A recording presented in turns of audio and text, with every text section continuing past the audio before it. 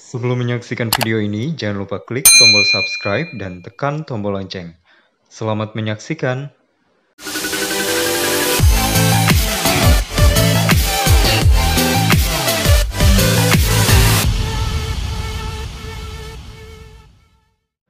Assalamualaikum warahmatullahi wabarakatuh. Pada video kali ini kita akan melanjutkan latihan soal kompetensi teknis pamong belajar dari nomor 11 sampai dengan 15. Langsung saja kita mulai dengan soal nomor 11. Kegiatan memotivasi dan konsultasi kepada pihak yang akan terlibat dalam proses penyelenggaraan program PAUD dan Dikmas merupakan pengertian dari kegiatan A. Pembimbingan, B. Analisis program, C. Pemantapan, D. Identifikasi. Kira-kira dari keempat opsi jawaban ini, manakah jawaban yang paling tepat? Saya berikan waktu 10 detik untuk berpikir.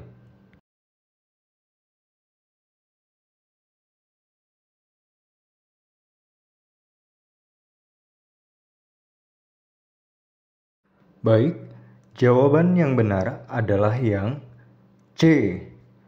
Pemantapan persiapan kegiatan pembelajaran merupakan kegiatan memotivasi dan konsultasi kepada para pihak yang akan terlibat dalam proses penyelenggaraan program PAUD dan Dikmas.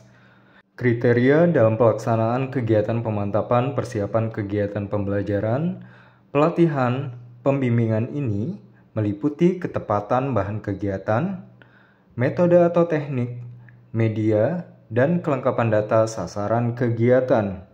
Sehingga jawaban yang paling tepat adalah yang C. Selanjutnya soal nomor 12.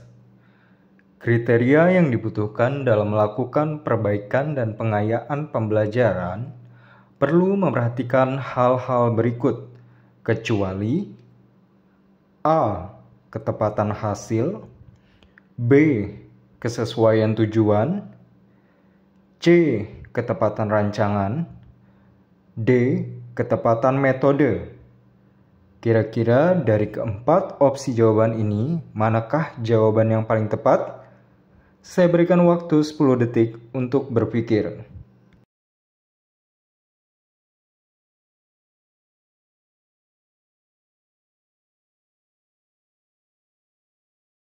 Baik, jawaban yang benar adalah yang A.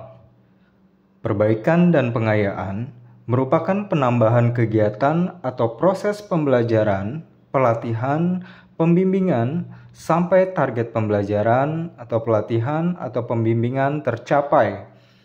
Kriteria melakukan perbaikan dan pengayaan perlu memperhatikan sebagai berikut. Yang pertama, yakni kesesuaian tujuan perbaikan dan pengayaan dengan hasil diskusi terfokus. Yang kedua, ketepatan rancangan perbaikan dan pengayaan. Dan yang ketiga, ketepatan metode dan teknik yang digunakan.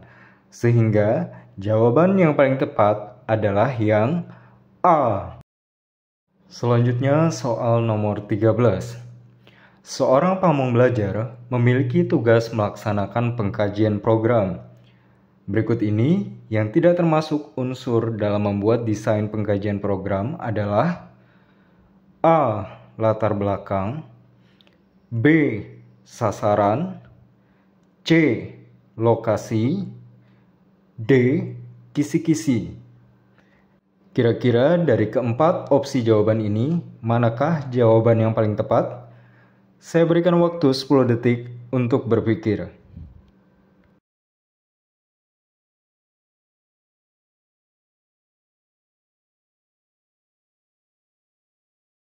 Baik, jawaban yang benar adalah yang D. Desain pengkajian adalah sebuah rancangan yang digunakan sebagai panduan dalam melaksanakan pengkajian program. Penyusunan desain pengkajian program harus memenuhi kesesuaian desain dengan permasalahan program yang dikaji. Desain pengkajian sekurang-kurangnya memuat latar belakang, tujuan, lokasi, waktu, pelaksana, metode pengkajian, sasaran, dan petugas. Sehingga Jawaban yang paling tepat adalah yang D. Soal nomor 14. Dalam melaksanakan pengembangan model pembelajaran, salah satu metode yang dapat digunakan adalah action research. Urutan tahapan yang benar dalam pelaksanaan action research adalah A. Pendanaan, perencanaan, pelaksanaan, penelaahan. B. Refleksi, perencanaan, pelaksanaan, observasi. C. Perencanaan, pelaksanaan, pengamatan, refleksi. D.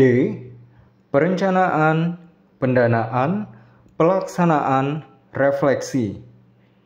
Kira-kira dari 4 opsi jawaban ini, manakah jawaban yang paling tepat? Saya berikan waktu 10 detik untuk berpikir.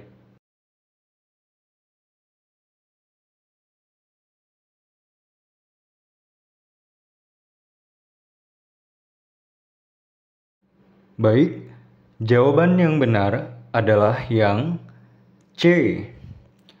Action research adalah metode penelitian yang digunakan untuk menguji, mengembangkan, menemukan, dan menciptakan tindakan baru, sehingga tindakan tersebut kalau diterapkan dalam pekerjaan, maka proses pelaksanaan kerja akan lebih mudah, lebih cepat, dan hasilnya lebih banyak dan berkualitas. Adapun tahapan dalam pelaksanaan action research meliputi perencanaan, pelaksanaan, pengamatan, dan refleksi. Sehingga jawaban yang paling tepat adalah yang C. Selanjutnya, soal nomor 15 atau yang terakhir pada pembahasan video kali ini. Pamong belajar sebagai pendidik harus menyesuaikan proses pembelajaran dengan tantangan zaman. Pembelajaran kini harus juga dikembangkan dengan memaksimalkan pemanfaatan teknologi informasi dan komunikasi. Penguasaan teknologi informasi dan komunikasi ini termasuk ke dalam salah satu kompetensi pamong belajar, yakni A. Profesional, B. Sosial, C. Teknologi, D. Pedagogi. Kira-kira dari keempat opsi jawaban ini, manakah jawaban yang paling tepat? Saya berikan waktu 10 detik untuk berpikir.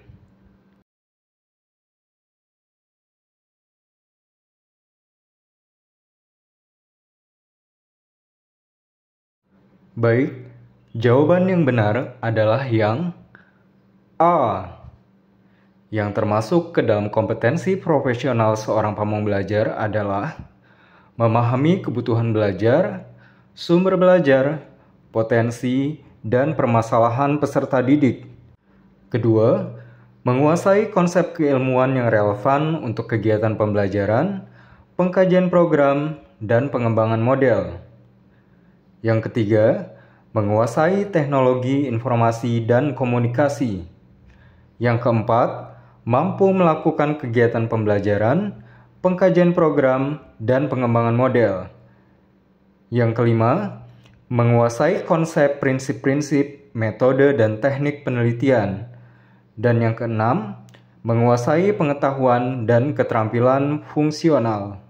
Sehingga jawaban yang paling tepat adalah yang A.